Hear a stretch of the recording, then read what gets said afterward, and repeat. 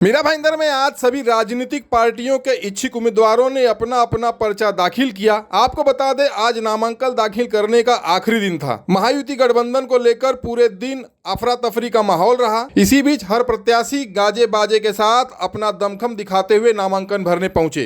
किसी के चेहरे पर आत्मविश्वास झलक रहा था तो कोई पहली बार चुनावी मैदान में उतरने की घबराहट छिपाने की कोशिश कर रहा था। अनुभवी नेता पूरे लाव लश्कर के साथ पहुंचे, वहीं कुछ युवा उम्मीदवार सादगी से।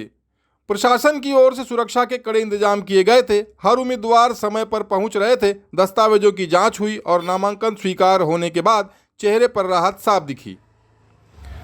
आइए आपको दिखाते हैं हमसे बात करते हुए उम्मीदवारों ने क्या कहा। उम्मीदवारों ने हमसे बात करते हुए वार्ड में विकास को लेकर कई नई योजनाओं पर काम करने और शहर के डेवलपमेंट पर हर संभव प्रयास करने का वादा किया।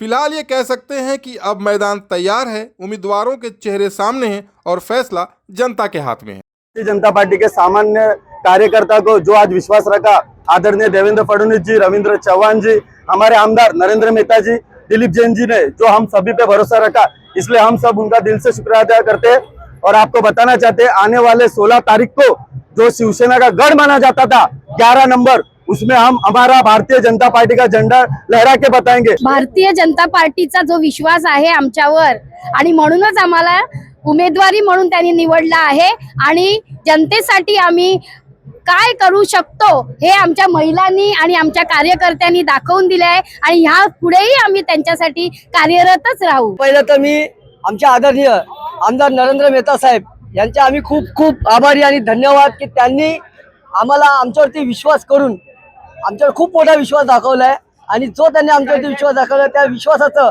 आम्ही चौघे सोनं केल्याशिवाय राहणार नाही। तुम्ही बघत असाल आमच्या मागे किती संख्येने लोक आलेत, हे समोरून आलेले आहेत आणि त्यांना खरोखर 11 नंबर मध्ये बदलाव पाहिजे आहे।